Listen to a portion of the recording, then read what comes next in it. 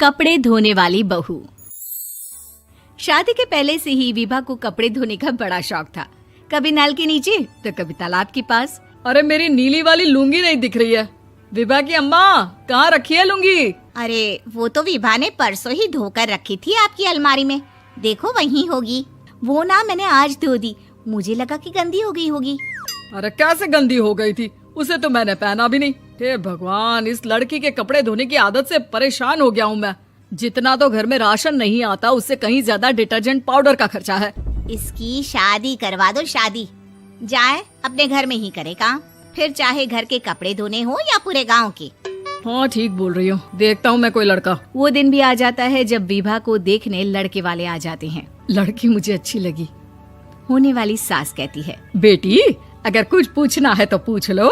वैसे तो हमारी लड़की बहुत ही शर्मीली है, जो बोल दो वो मान लेती है, इसे क्या पूछना होगा। अरे कैसी बात कर रही हो माँ, मुझे इन लोगों के घर रहना है, सवाल तो कई है। हाँ हाँ बेटा, पूछ लो ना, क्या पूछना है।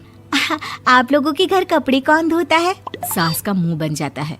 देखो, अगर तुम ये कहना चाहती हो कि तुम्हें कपड़े धोने नहीं आते तो सुन लो, कपड़े मैं ही धोती हूँ, लेकिन तुम्हारे आ जाने के बाद मैं रुमाल तक नहीं धोऊंगी। अरे चुप रहना भाग्यवान, बहू बेचारी घर आई नहीं, उसे डराना शुरू कर दिया। वो क्या है ना बिटिया, अभी तक तो ये कल्लू की माँ ही धोती थी, लेकिन अब तुम्हारे पापा तो दहेज में वॉशिंग मशीन देंगे ही। तभी विभा की माँ बोल पड़ती है, सवाल भी पूछा तो क्या। वैसे भाई साहब, मशीन की तो फिर भी कपड़े धोने की कैपेसिटी होती है। मतलब जो बिटिया दे रहे हैं ना विभा, इसे कपड़े धोने का बहुत शौक है। ये आप लोगों के क्या, आस पड़ोस गांव मोहल्ले सबके कपड़े धो दे और उफ तक ना करे। बाहर देखा नहीं आपने कितने कपड़े सूख रहे हैं? सब हमारी बिटिया ने ही तो धोए हैं। बस भी करो ना माँ, शर्म आ रही इतनी तारीफ सुनकर। और तो और एक दाग निकाल कर दिखाओ तो मान जाऊं। हाँ अच्छा, माफ करना बेटा, मैंने गलत समझा। हमें तो रिश्ता बहुत पसंद है। और ऐसे जुड़ जाता है रिश्ता कपड़े धोने का शौक रखने वाली विभा का। उसकी शादी हो जाती है कोयला फैक्ट्री में काम करने वाले कल्लू के साथ। शादी के बाद अचानक विभा चिल्लाती हुई सास के पास आती है। सासू माँ, अरे सासू माँ कहाँ है आप? ये तो धोखा है, धोखा दिया आप लोगों ने मुझे। इसे ससुर के चक्कर के बारे में पता चल गया। अरे तो उसमें तुझे क्यों धोखा मिला है? अरे नल में पानी नहीं आता, कपड़े कैसे कब धुलेंगे? अच्छा, तू पानी नहीं आ रहा उसकी बात कर रही है। तो आपने क्या सोचा? कुछ नहीं। अच्छा, तेरी माँ ने कहा था कि कपड़े धोने का शौक है तुझे, याद आया मुझे। शौक बोलकर कपड़े धोने वाले मेरे जुनून को कम ना आके सासू माँ, कपड़ा धोना मेरा गुरूर है। तभी पति भी वहाँ आ जाता है। अभी मैंने इसे सनी देओल की फिल्म दिखाई है, उसी के डायलॉग मार रही है माँ। अच्छा सुन, साफ साफ बता रही हूँ, पानी सुबह 4 से 6 और शाम को 10 से 12 आता है, समझी? विभा टाइमिंग सुनकर हैरान हो जाती है।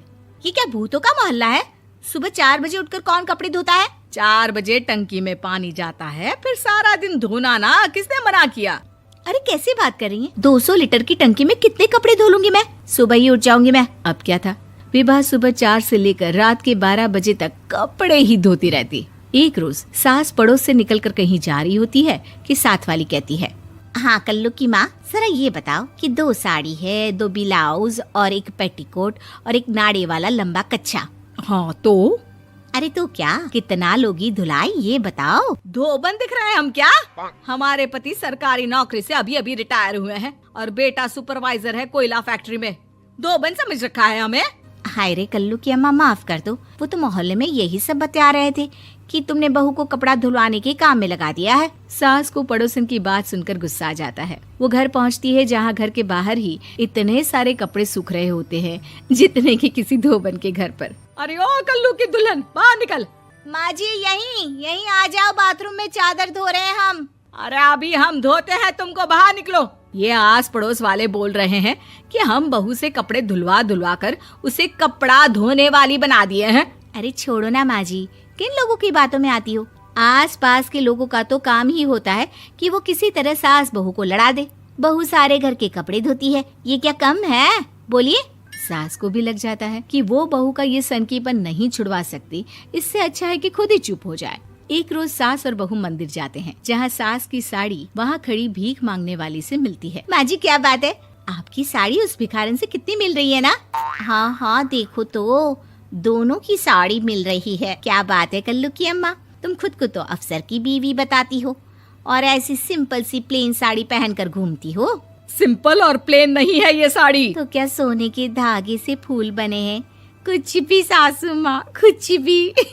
हाँ बने थे इस साड़ी में सोने के धागे से फूल। मेरे पति लेकर आए थे मद्रास से स्पेशली मेरे लिए 10,000 की। ताहे भाई साहब इस भिखारन के लिए भी सेम टू सेम साड़ी लेकर आए होंगे 10,000 की। सास उस वक्त तो कुछ नहीं कहती, लेकिन बहू के साथ घर आती है और अलमारी से एल्बम निकाल कर लाती है। ये साड़ी देख रही है, ये वही साड़ी है जिसे मैंने अभी पहना था।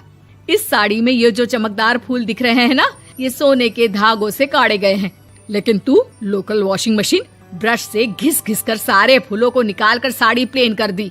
मुझे माफ कर दीजिए सासू माँ। और तो और, जब मैंने तुझे तेरी गलती के लिए कुछ नहीं कहा, लेकिन तूने तो सबके सामने मेरा मजाक ही बना दिया। क्यों? बहू को समझ में आ जाता है कि अब से उसका कपड़े धोना बंद।